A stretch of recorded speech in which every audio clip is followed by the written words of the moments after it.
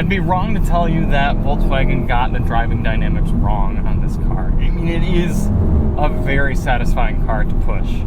If this is what you primarily use your car for, you're going to be pretty happy with the GTI. I mean, it really does excel from a pushing it hard driving perspective. For me, the GTI has gone from nearly perfect car to just very good car. So still a very, very good car.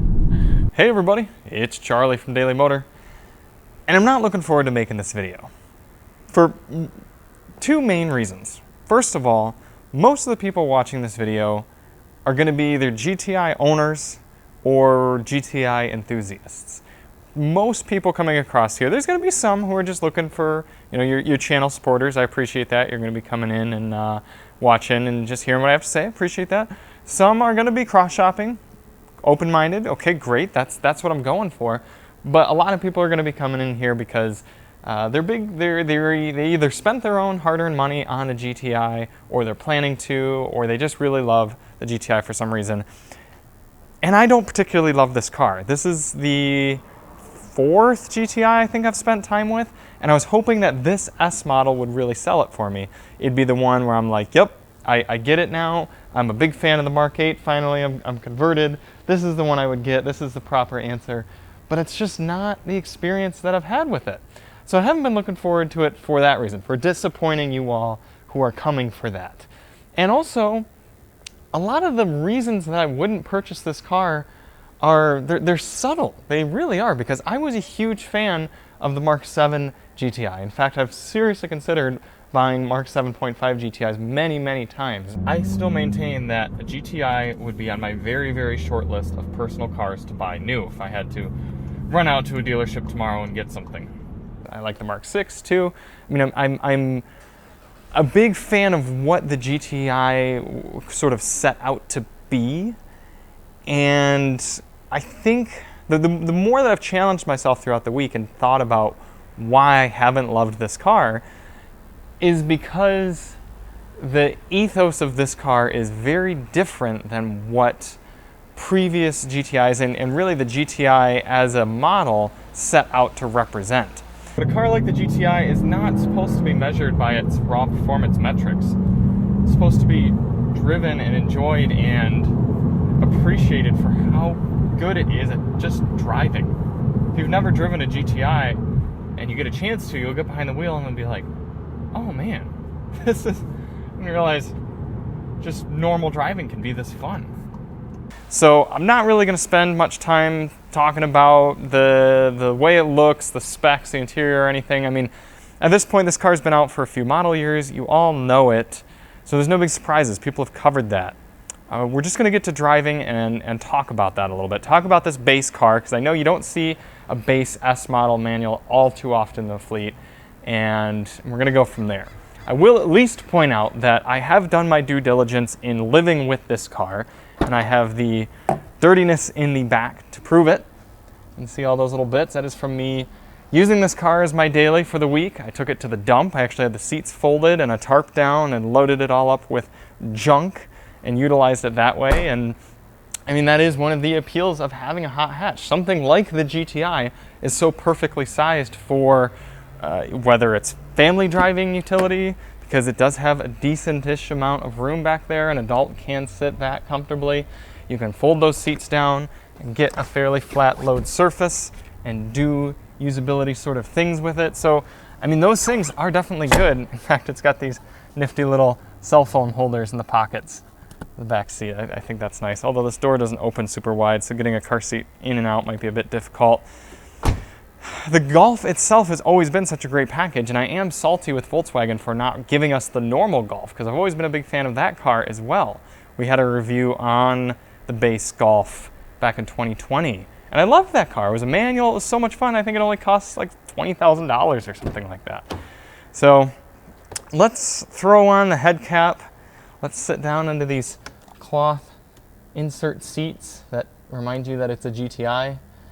And let's shift this manual a bit. Let's go try to have some fun. Let's start the review off talking about what you do and do not get with this base trim GTI.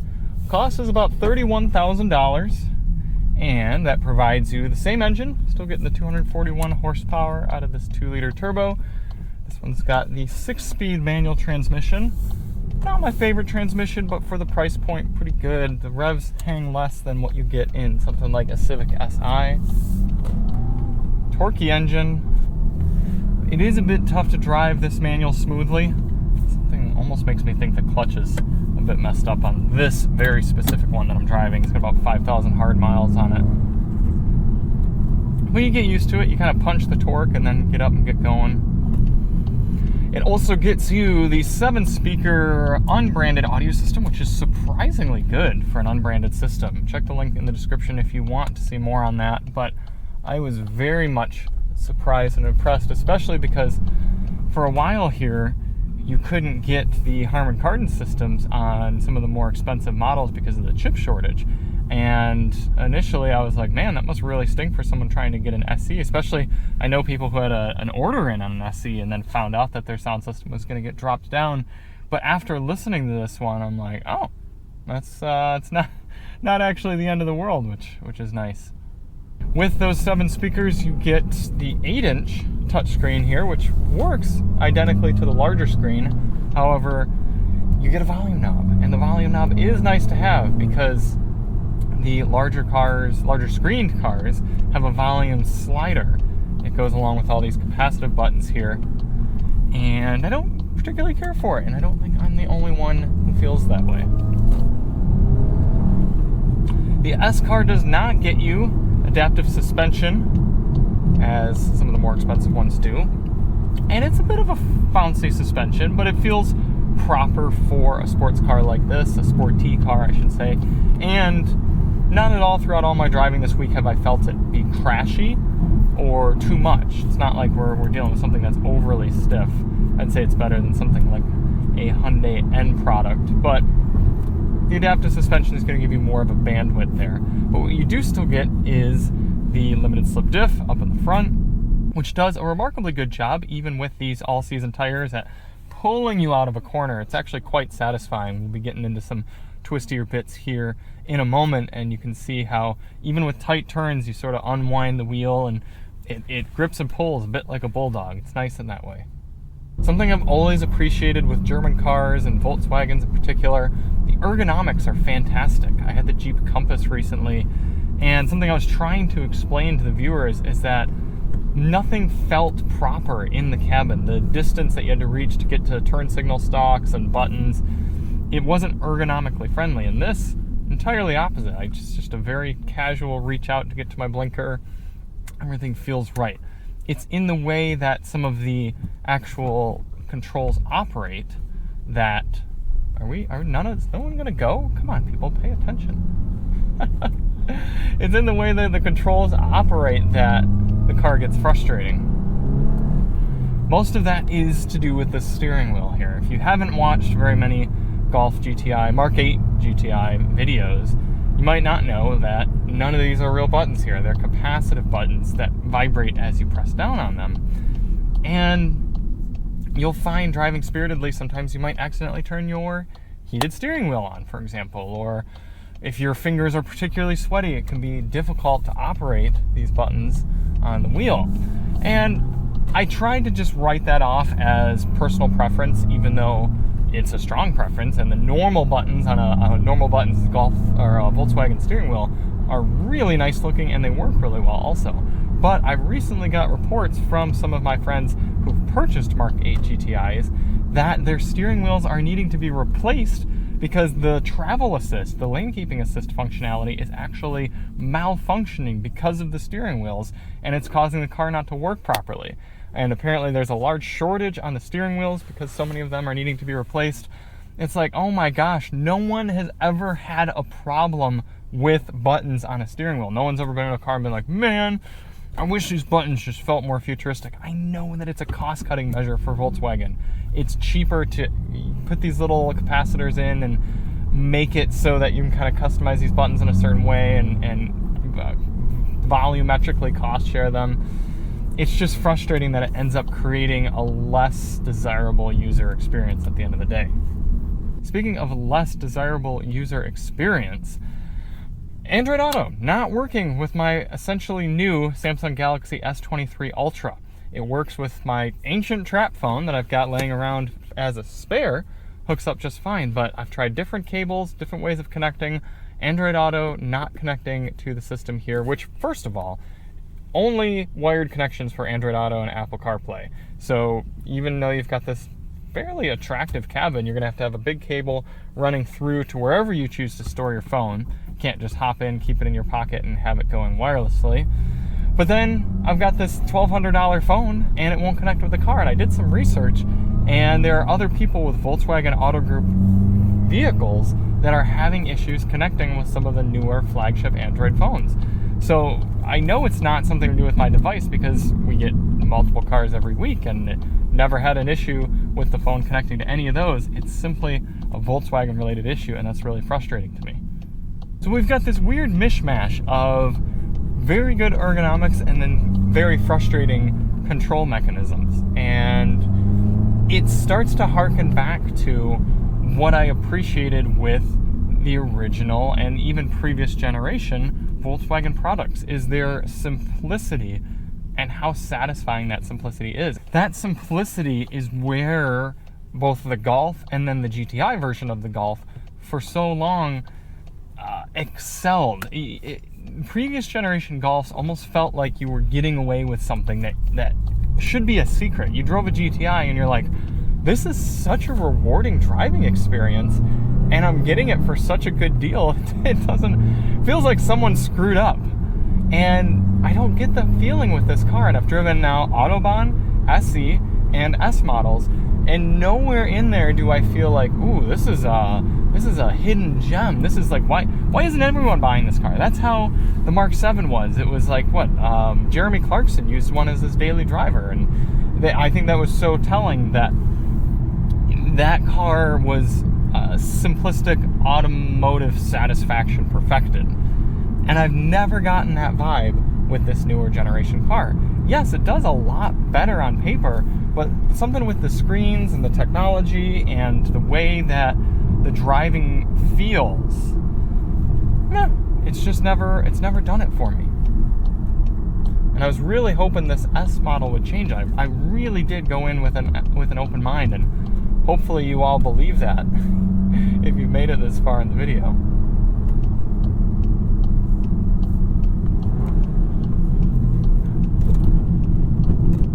One thing we're not getting in this car, active rev matching. Something that I feel like you should be getting at this price point compared to what some of the competition will give you.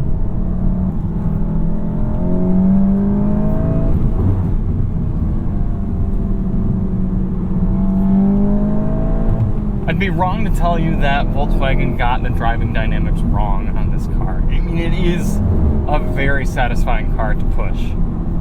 In fact, even with the all-season tires that come on this S model, it's got a remarkable amount of grip. Let's get the electronic stability control disabled here.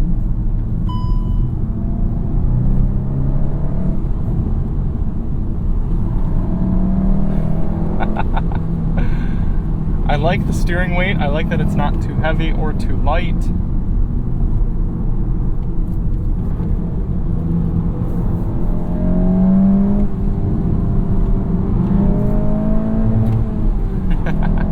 Kind of sounds fun off the rev limiter there.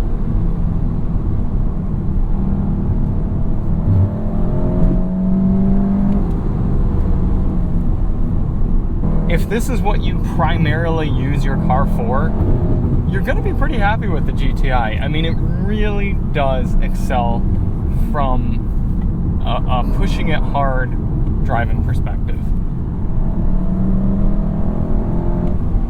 It's the fact that it's the rest of using a car, the rest of your daily driving, that end up losing it for me with the GTI. I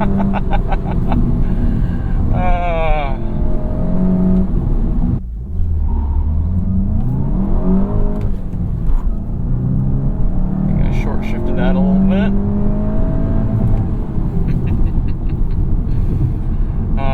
It's a fun car, and it's a well-built car. There's no squeaks and rattles in here. I do still think the car is worthy of a good rating. It's worthy of your attention. If you bought one, if you have one, if you're planning on getting one, don't consider this a condemnation of the car. It's just, it's for me, the GTI has gone from nearly perfect car to just very good car. So still a very, very good car. There's a lot to like about it. But the fizz is gone for me. The pizzazz is no longer there.